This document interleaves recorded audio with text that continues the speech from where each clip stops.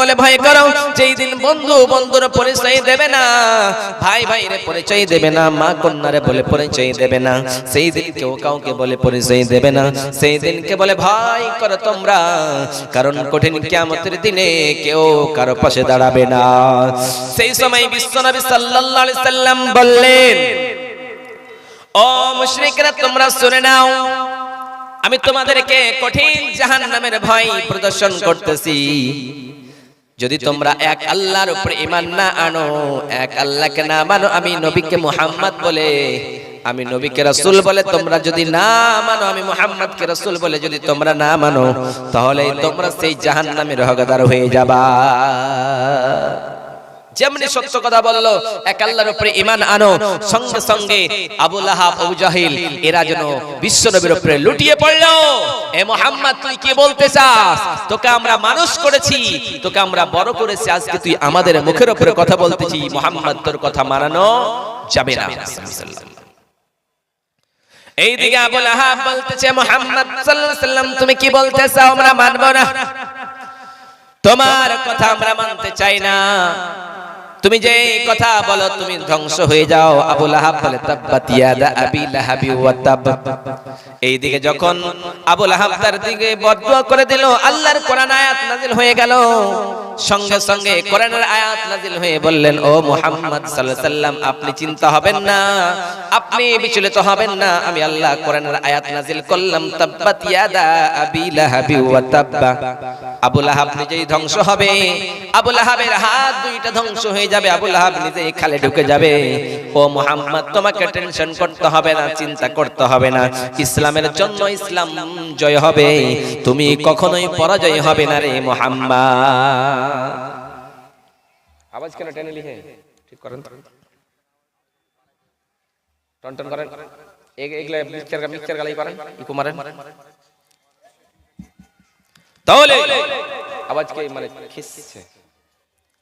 এই দুনিয়ায় কোন মানুষ থাকার জন্য আসে নাই, সবাইকে এই জগৎ ছেড়ে চলে যেতে হবে। এই জগতে কেউ থাকার জন্য আসে নাই, সবাইকে একদিন এই জগৎ ছেড়ে পরজগতে চলে যেতে হবে। ওই জন্য সাইয়েদনা ওমর ফারুক রাদিয়াল্লাহু তাআলা আনহু যখন ইসলাম কবুল করেন নাই, মক্কার নগরে অ্যালাউন্স হয়ে গিয়েছে, মুহাম্মদকে যেখানেই পাবা সেখানেই হত্যা করবা, সেখানেই শেষ করে দেবা। সবাই টাকার লোভে, উটের লোভে যেন বিশ্বনবী সাল্লাল্লাহু আলাইহি সাল্লামের মারার জন্য সবাই পাগল পারা হয়ে গিয়েছে। আমাদের নবী নাকি কোথায় রয়েছে, আমরা আর মুহাম্মদকে দুনিয়ায় বাঁচায় রাখবো না, এই বলে সবাই পাগল পারা হয়ে গিয়েছে। এইদিকে সাইয়েদনা ওমর ফারুক রাদিয়াল্লাহু তাআলা আনহু যখন ইসলাম কবুল করেন নাই, তখন সাইয়েদনা ওমর ফারুকের হৃদয়ে কোরআনের ধাক্কা লেগেছে। এমন করে কোরআন তেলাওয়াত করা, তোলা কোরআনের আওয়াজ শোনানোর পরে সাইয়েদনা ওমরের দিলটা পরিবর্তন হয়ে গিয়েছে। সাইয়েদনা ওমরের দিল পরিবর্তন হয়ে গিয়েছে, কারণ কোরআনের আয়াত যখন মানুষের কাছে আসে তখন মানুষের দিলকে পরিবর্তন করে দেয়। সাইয়েদনা ওমর ফারুক রাদিয়াল্লাহু তাআলা আনহু বিশ্বনবী সাল্লাল্লাহু আলাইহি সাল্লামের কোরআন তেলাওয়াত শুনেছিলেন, তারপর থেকে বলেছিলেন, হায়রে মুহাম্মদ এটা তো কোনো জাদুঘর নয়, ওমা হুম আনহা। বিশ্বনবী সাল্লাল্লাহু আলাইহি সাল্লাম বললেন, এটা তো কোনো জাদুঘর নয়, এটা তো কোনো কাহিন নয়, এটা তো আল্লাহর ছাড়া কারো বাণী নয়, দুনিয়ার কোনো মানুষের বাণী নয়, এটা একমাত্র আল্লাহরই বাণী, আল্লাহর বাণী এটা, দুনিয়ার কোনো মানুষের বানাওয়াট বাণী নয়। ওই জন্য সাইয়েদনা ওমর ফারুক রাদিয়াল্লাহু তাআলা আনহু এবার বিশ্বনবীকে মারার জন্য লম্বা একটা তলোয়ার নিয়ে বের হয়েছে। যেমনি মুহাম্মদ সাল্লাল্লাহু আলাইহি সাল্লামকে মারার জন্য একখানা তলোয়ার নিয়ে বিশ্বনবী সাল্লাল্লাহু আলাইহি সাল্লামকে মারার জন্য ওমর বের হয়েছে। সঙ্গে সঙ্গে রাস্তায় এক লোকের সঙ্গে দেখা হয়েছে, দেখানোর পরে বলতেছে, ও ওমর তুমি কই যাইবে বলো, তুমি কোথায় যাইতে চাও বলো, বলো বলো বলো রে ওমর, ওমর তুমি কোথায় যাবে বলো।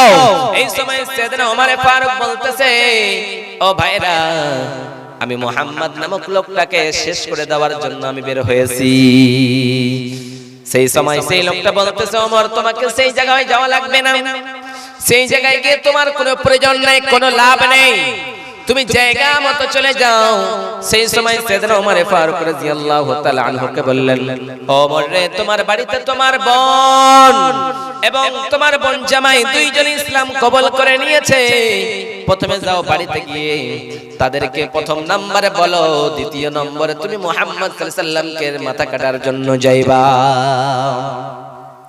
এবারে সাইয়েদনা ওমর ফারুক রাদিয়াল্লাহু তাআলা আনহু সেই জায়গা থেকে ফিরে গেলেন, ঘুরে গেলেন। ঘুরানোর পরে এবার নিজের বাড়িতে গিয়ে আওয়াজ দিলেন, ঠক ঠক করে আওয়াজ দেওয়ানোর পরে দেখতে পেলেন আমার বোন এবং আমার বোন জামাই দুইজনে যেন কোরআন তেলাওয়াত করতেছে। তাদের কোরআন তেলাওয়াত শুনে যেন সাইয়েদনা ওমর ফারুক রাদিয়াল্লাহু তাআলা আনহু চট করে বললেন, ও বোন, তাড়াতাড়ি করে দরজা খোলো। সঙ্গে সঙ্গে দরজা খুলেছে। তার বোনের গালে এক থাপ্পড় মেরেছে, দুইজনকে মেরেছে। এবার সাইয়েদনা ওমর ফারুক রাদিয়াল্লাহু তাআলা আনহুর বোন মারইয়াম বিনতে খাত্তাব রাদিয়াল্লাহু তাআলা আনহা সে বলতেছেন, ও ওমর রে, আমার ভাই, তুমি আমারে থাপ্পড় মেরে ইসলাম থেকে বঞ্চিত করতে পারবে না, ইসলাম থেকে বহিষ্কার করতে পারবে না, ইসলাম থেকে খারিজ করতে পারবে না। আমি যেই রবের উপরে ঈমান এনেছি, যেই নবীকে নবী বলে মেনে নিয়েছি, আমার দিল থেকে কখনোই কোরআন তুমি মুছে ফেলতে পারো না। সেই সময় বলতেছে, ও ভাই, তোমার আমারে মেরে কোনো লাভ হবে না, লাভ হবে না। আমি ঈমান নিয়ে এসেছি, আমি কালেমা পড়ে নিয়েছি। সঙ্গে সঙ্গে সাইয়েদনা ওমর বলতেছে, আমার বোন রে, আমি তোমাদের কোরআন তেলাওয়াত শুনেছিলাম, তোমার কোরআন তেলাওয়াত শুনে আমার চোখ দিয়ে টস টস টস টস করে পানি এসেছিল। বলো বলো বলো, ওই কোরআন খানা একটু আমাকে দাও, একটু যদি কোরআন খানা আমারে দিয়ে দাও তাহলে আমি তেলাওয়াত করতাম, আমি পড়তাম। সেই সময় তার বোন বলতেছে, আমার ভাই রে, আমি তোমাকে কোরআন দিতে পারি না, কারণ তুমি হলো অপবিত্র, তুমি এই কোরআন হাতে নিতে পারো না, তুমি স্পষ্ট করতে পারো না। প্রথম নাম্বার, তুমি ওযু বানায় গোসল করে এসো, তারপরে তুমি কোরআন তেলাওয়াত করবা, আমি তোমাকে কোরআনের সমস্ত জিনিস বুঝাইয়া দেব। সেই সময় তার বোন বলছে, এরকম করে পবিত্র হয়ে গেল। পবিত্র হওয়ার পরে এবার বললেন, কোরআন তেলাওয়াত করতে শুরু করলো। কোরআন তেলাওয়াত করতে যখন শুরু করেছে, সাইয়েদনা ওমর ফারুক রাদিয়াল্লাহু তাআলা আনহু আরবি বুঝতেন। আরবি যখন কোরআনের তেলাওয়াত শুনতেছেন, কোরআন তেলাওয়াত শুনে, কোরআনের আওয়াজ শুনে, ধ্বনি শুনে, আওয়াজ শুনে, কথা শুনে সাইয়েদনা ওমর ফারুক রাদিয়াল্লাহু তাআলা আনহুর চোখ দিয়ে টস টস টস টস করে পানি বেয়ে বেয়ে আসতেছে। সেই সময় বলতেছে, আমার বোন রে, আমার আর সহ্য হয় না, আমি আর থাকতে পারি না, এবার তাড়াতাড়ি মুহাম্মাদের কাছে আমারে নিয়ে চলো। সেই সময় তার বোন বলতেছে, আমার ভাই, সময় মতো তোমার নিয়ে যাওয়া লাগবে।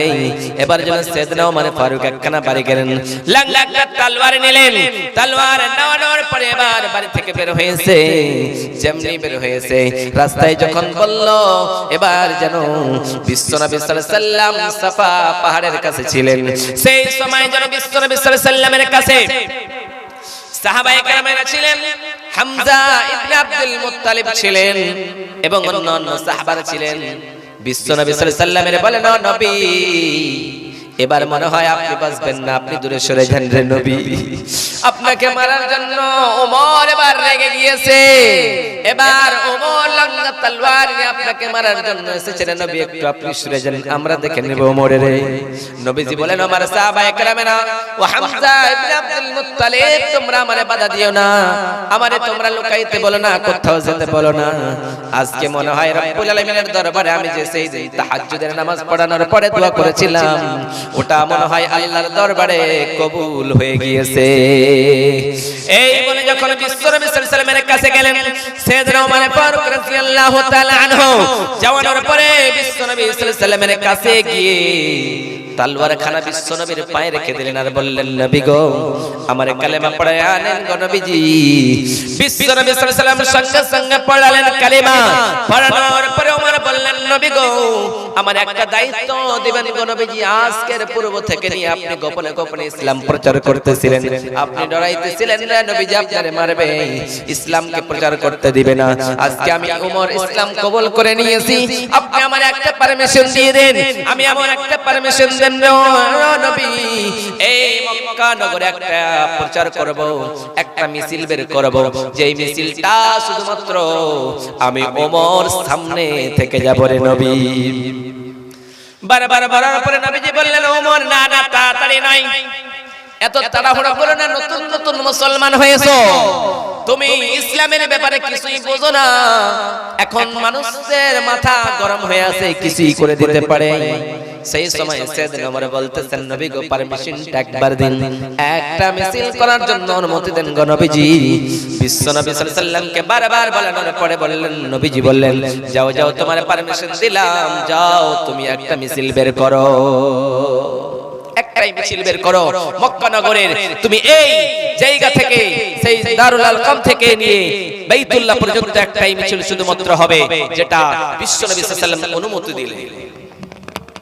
সেই সময় যেন আওয়াজ বসে যাচ্ছে, বলতে বলতে অটোমেটিক ঘোরাতে থাকেন আপনি।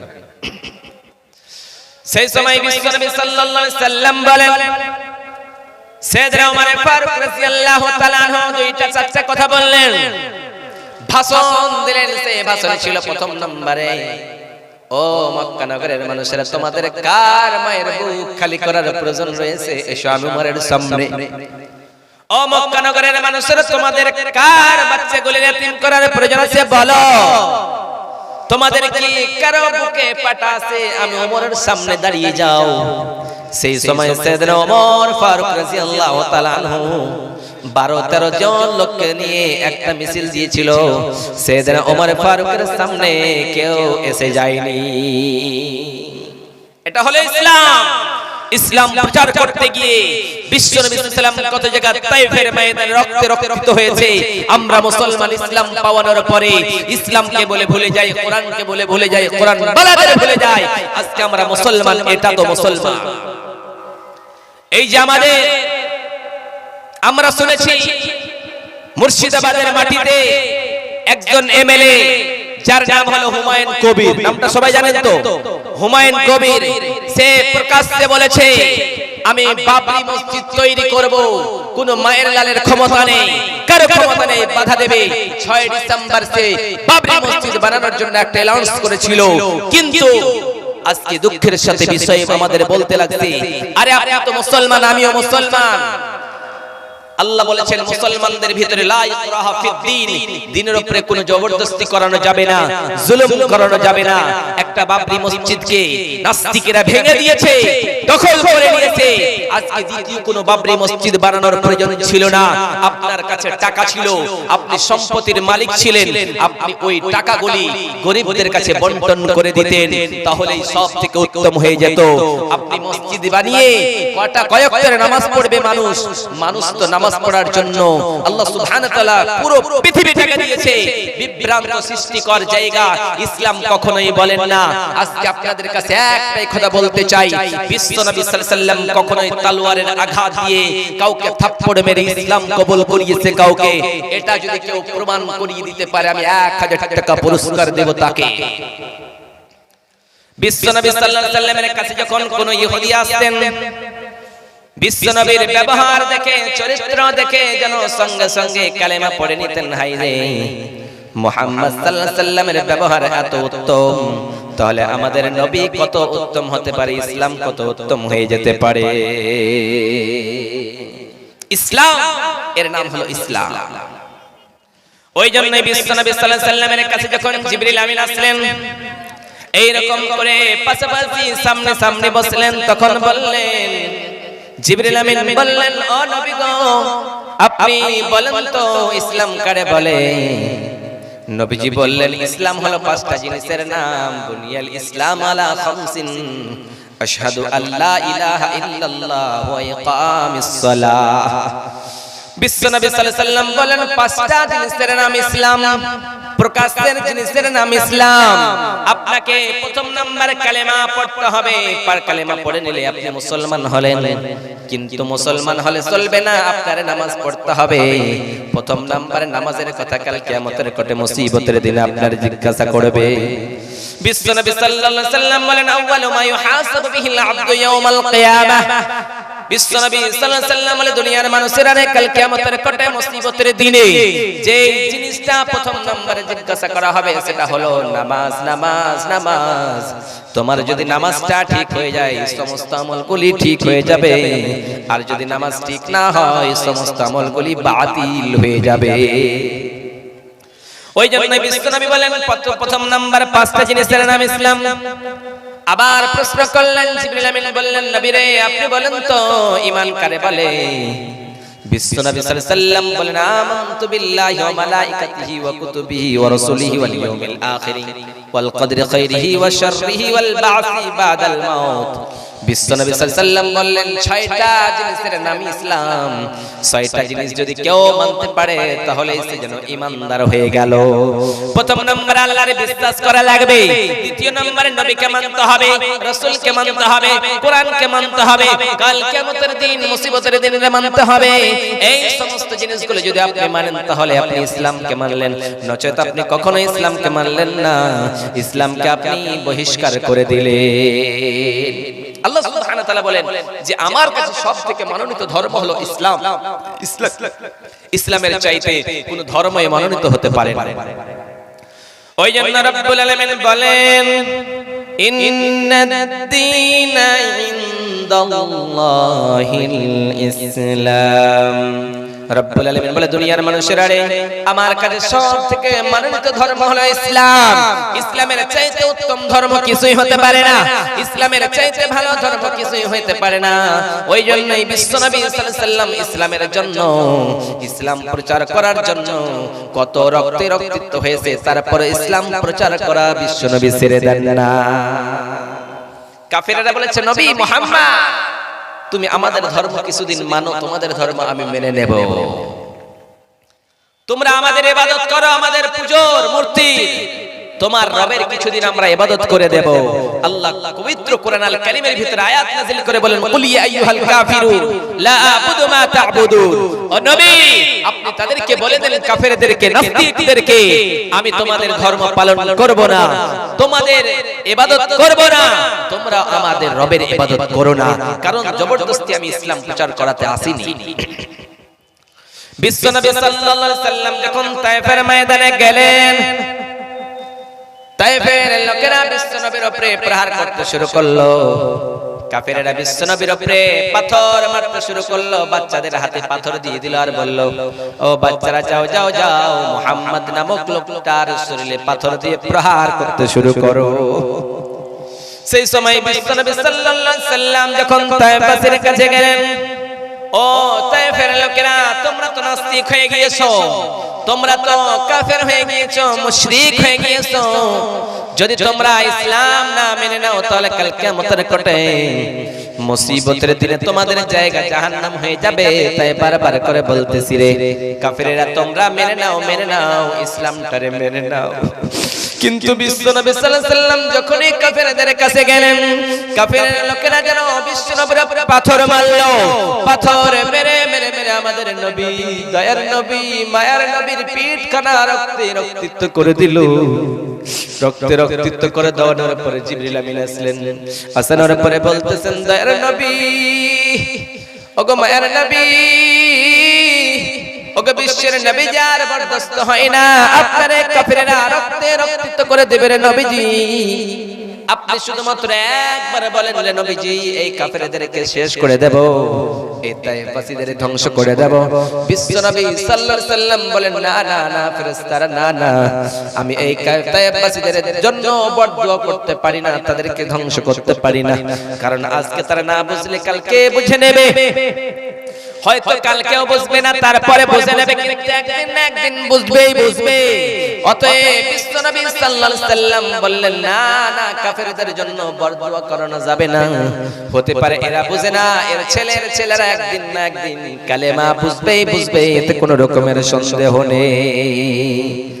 যে ঈমান প্রিয় জনে জনে উঠে না, যে ঈমান সত্য ন্যায়ের কথা বলে না, যে ঈমান প্রিয় জনে জনে উঠে না, যে ঈমান সত্য ন্যায়ের কথা বলে না, যে ঈমান বাস্তবে নাই, যে ঈমান অন্তরে নাই, মুখে শুধু ফাঁকা বলি, কি করে তারে বলো ঈমান বলি, কি করে তারে বলো ঈমান বলি।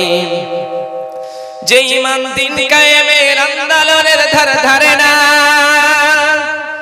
যে ঈমান লেবাসদারি কোরআন হাদিস তাও পড়ে না, যে ঈমান দিন কায়েমের আন্দোলনের ধার ধারে না, যে ঈমান লেবাসদারি কোরআন হাদিস তাও পড়ে না, যে ঈমান বাস্তবে নাই, যে ঈমান অন্তরে নাই, মুখে শুধু ফাঁকা বলি। কি করে তারে বলো ঈমান বলি, কি করে তারে বলো ঈমান বলি। ঈমান আছে, মুসলমান আমরা ইমাম থেকে দূরে সরে আছি, ইমাম থেকে আমরা দূরে হটে গিয়েছি, আমরা মুসলমান, নিজেকে মুসলমান দাবি করি। ওই জন্যই বিশ্বনবী সাল্লাল্লাহু আলাইহি সাল্লাম বলে, দুনিয়ার মানুষেরা রে, একজনের নাম হলো, মেয়েদের ভিতরে প্রথম নাম্বার যে ইসলাম কবুল করেছিল তার নাম হলো সুমাইয়া রাদিয়াল্লাহু তাআলা আনহা। সুমাইয়া রাদিয়াল্লাহু তাআলা আনহা ইসলাম কবুল করার কারণে প্রথম নাম্বার শহীদ হতে হয়েছিল তাকে। প্রথম নাম্বার ইসলামের ভিতরে শহীদ হয়েছিলেন যিনি, তার নাম হলো, মহিলাদের ভিতরে তার নাম হলো সুমাইয়া রাদিয়াল্লাহু তাআলা আনহা। বিশ্বনবী সাল্লাল্লাহু আলাইহি সাল্লাম যখন এরকম ইসলামের কথা বারবার বলতে শুরু করলো, তখন সুমাইয়ার কানে কালেমার দাওয়াত পৌঁছে গেল। যেমনি কালেমার দাওয়াত সুমাইয়া রাদিয়াল্লাহু তাআলা আনহার কানে পৌঁছে গেল, সঙ্গে সঙ্গে বললেন, আশহাদু আল্লা ইলাহা ইল্লাল্লাহু ওয়া আশহাদু আন্না মুহাম্মাদান আবদুহু ওয়া রাসূলুহু। সঙ্গে সঙ্গে কালেমা পড়ে নিলেন। কালেমা পড়ানোর পরে এবার বলতেছেন, সুমাইয়া আমার ঈমান আজকে মজবুত হয়ে গিয়েছে, আজকে আমি কালেমা পড়ে নিয়েছি। কালেমা পড়ানোর পর থেকে সুমাইয়া রাদিয়াল্লাহু তাআলা আনহার ঈমানটা যেন আরো চাঙ্গা হয়ে গেল। এবার সুমাইয়া যখন কালেমার দাওয়াত অন্য জনের কাছে নিয়ে যায়, কালেমা পড়ে নিয়েছে বলে আবু জাহেল বড় রাগান্বিত হয়েছে, হায় হায় সুমাইয়া তুমি একজন দাসী, তুমি একজন দাসী হয়ে কালেমা কেন পড়লা? তোমাকে তো আমরা বলেছিলাম তোমরা যা চাও সেটাই পাবা, কিন্তু তুমি কালেমা কেন পড়লা? মুহাম্মাদের ধর্ম কেন মানলা? বলো বলো বলো। সঙ্গে সঙ্গে সুমাইয়া বলতেছে, আমি যেই রবের উপরে ঈমান এনেছি, যেই প্রভুর উপরে ঈমান এনেছি, আমি কখনো ঈমান ছাড়া হইতে পারি না, আমি কখনো ঈমান থেকে দূরে সরতে পারি না। এবার সুমাইয়া রাদিয়াল্লাহু তাআলা আনহাকে বলতেছেন, আবু জাহিল, ও সুমাইয়া এখনো সময় রয়েছে, এখনো সময় রয়েছে রে সুমাইয়া, তুই এখনো ফিরে চলে আয়, ফিরে চলে আয়, ফিরে চলে আয়। এবার সুমাইয়া রাদিয়াল্লাহু তাআলা আনহা বলতেছেন, ও কাফেরেরা, ও নাস্তিকেরা, তোমরা শুনে নাও, আমি যেই নবীর উপরে ঈমান এনেছি, যেই নবীর বিশ্বাস করেছি, রাসূল বলে যে রবকে আল্লাহ বলে মেনে নিয়েছি, আমাকে কিঞ্চিত পরিমাণ সরাইতে পারবে না, সরাইতে পারবে না, পারবে না, পারবে না। এবার তার ছেলে তার স্বামীকে সামনে নিয়ে এসেছে আর বলতেছে, ও সুমাইয়া, তুমি যদি ঈমান ছেড়ে না দাও তাহলে দেখো তোমার সামনে তোমার ছেলেটাকে উলঙ্গ করে দিব। যুবক ছেলে, তুমি কি দেখতে পছন্দ করো? এবার সুমাইয়া রাদিয়াল্লাহু তাআলা আনহা বলতেছেন, ও আবু জাহেল, তুমি যতই মাস্তানি করো না কেন, যতই নেতাগিরি করো না কেন, যতই ফাজলামি করো না কেন, তোমার কথা কিঞ্চিত পরিমাণ আমি মানব না। কারণ হলো যেই রবের উপরে আমি মানে নেছি, আমি কখনোই সেই রব থেকে বঞ্চিত হতে পারি না। এবার আবু জাহেল যেন বারবার বারবার প্রহার করে আর বলতেছেন, সুমাইয়া শুনে নাও, শুনে নাও, শুনে নাও। কিন্তু সুমাইয়া রাদিয়াল্লাহু তাআলা আনহা শুনতেছে না, বারবার বলার পরে বলতেছেন, একবার শুধু মুহাম্মাদের ধর্মটা ছেড়ে দে, যাই চাইবি তাই দিয়ে দেব। এবার সুমাইয়া বলছে, না না, আমি মানব না। এবার যখন মানলো না, এবার সুমাইয়া রাদিয়াল্লাহু তাআলা আনহাকে এইরকম করে চার হাতটা বেঁধে দেওয়া হয়েছে, বাঁধানোর পরে চার পা বেঁধে দেওয়ানো হয়েছে। আর বলতেছেন, সুমাইয়ার এখনো সময় রয়েছে, এখনো তোর সময় মজুদ রয়েছে রে সুমাইয়া, এখনো তুই ইসলাম থেকে ফিরে চলে আয়, এখনো বেঁচে যাবি। সুমাইয়া বলতেছে, না না, আমি মানব না, আমি শুনবো না। এবার যেন সুমাইয়ার বল্লম একখানা নিল, আবু জাহেল একটা বল্লম নিয়ে নিল। বল্লম নেওয়ার পরে সেই বল্লম খানা যেন সুমাইয়ার লজ্জার স্থানের ভিতরে ভরে দিল। আর বলতেছেন, ও সুমাইয়া যা যা, চিরজীবনের মতো তুই বিদায় নিয়ে চলে যা। যখন সুমাইয়ার লজ্জার স্থানের ভিতরে বল্লম ঢুকিয়েছে, সঙ্গে সঙ্গে সুমাইয়া হাসতে শুরু করেছে আর বলতেছে, আমি সফল, আমি সফল, আমি সফল।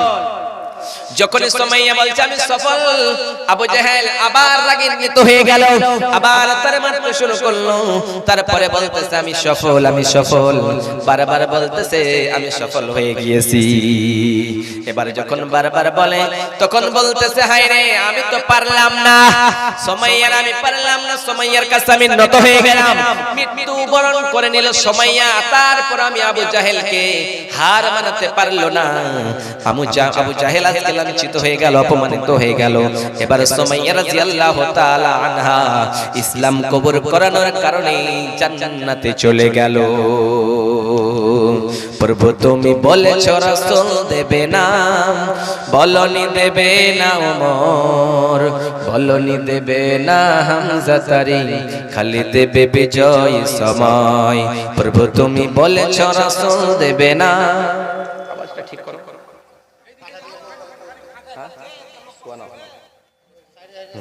প্রভু তুমি বলেছ রাসূল দেবে না, বলনি দেবে না ওমর, বলনি দেবে না হামজা তারি, খালি দেবে বিজয় সময়। প্রভু তুমি বলেছ রাসূল দেবে না, বলনি দেবে না ওমরের যুগ, রাশিদার সেই খেলাফত, ফিরিয়ে দেবে না আলোর সমাজ, কেটে কেটে আধারাত।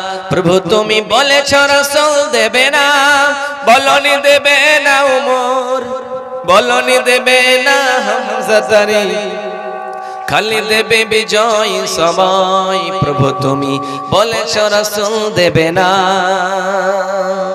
ওই জন্যই রব্বুল আলামিনের নবী সাল্লাল্লাহু আলাইহি ওয়াসাল্লাম বলেছেন, আমার পরে কোনো নবী বা রাসূল আসবে না